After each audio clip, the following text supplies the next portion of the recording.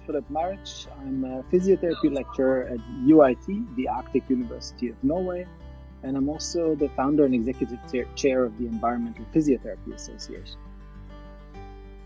My name is Sean Greek. I am a faculty member at the DPT program at Sales University. We're located in southeast Pennsylvania. I'm Todd Davenport, professor and vice chair of the Department of Physical Therapy in the School of Health Sciences at University of the Pacific. We're in Stockton, California. This talk is about the relationship between physiotherapy, human health, and the environment, and what physiotherapists can do to get involved in the incredibly urgent need to act on the current environmental and human health crisis. I'm interested in this topic for three really simple and quite personal reasons. Number one, and without wanting to sound too pompous, I do care for this world and the people that live in it in some way of my own. And I don't have children, but I do have a niece and nephew, and I really care for them and their future as well. And finally, I just love being outdoors, whether it's hiking, kayaking, skiing, or any other outdoor activity. And I love what, the environment, the outdoor brings to me and to my personal health and well-being. And it's another really simple reason of why I'm interested in this topic. My interest really comes in the fact that, I've always really felt that the environment and healthcare have such a close relationship. And my interest is really in the ethics of why we need to think this way. And part of that came from a book that I read during my PhD training. It's called Moral Ground, Ethical Action for a Planet in Peril. And it's basically a book of essays. And there was one quote in there that I always come back to and I think about. And it basically says there's a piece is largely missing from the public discourse about climate change, namely an affirmation of our moral responsibility in the world that the scientists describe. So it really tells us that connection that it's not just the scientific data of what we're seeing, but we have a moral obligation to act on that. And I think that also lines up with our moral obligation as well. I'm interested in this topic for a couple of reasons. I think the first reason, the professional reason, is because humans can only be healthy as their natural world.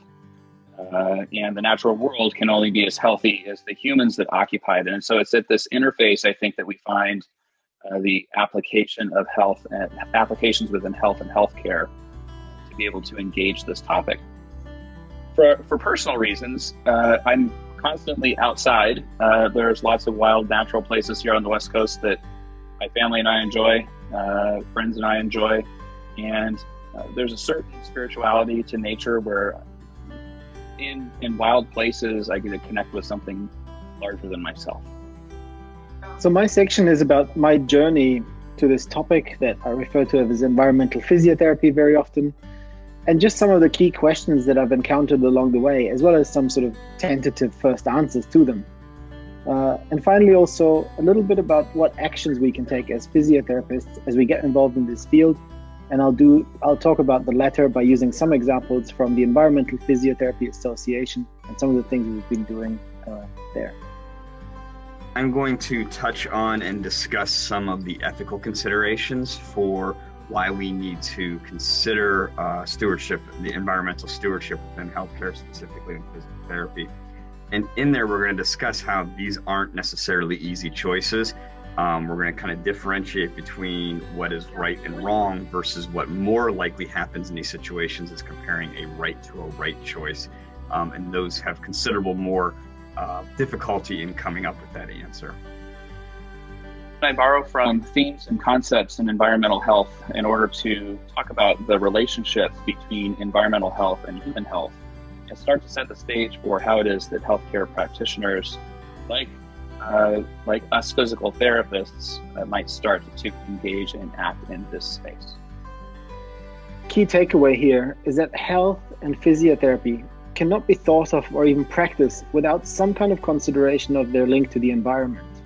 This is a really meaningful thing, because if we understand that there is a fundamental connection between physiotherapy, health, and the environment, this actually requires some pretty significant rethinking of how we think of ourselves and what we are to do as physiotherapists.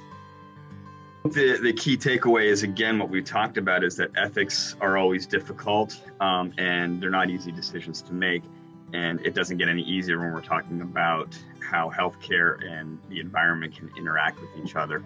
But I'm hoping that at the end you can realize that even though there are two sides of that story, there does come away with, in your mind, a right choice. And that right choice is to engage and to have some sort of a linkage between where we are as healthcare providers and the environment.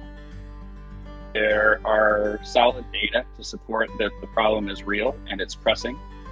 That this isn't necessarily some kind of an issue confined to people who are willing to chain themselves to trees in order to keep them from being cut down, and nor is this some kind of squishy social justice issue, but that there are some solid models and solid data that underpin our need to act and act urgently.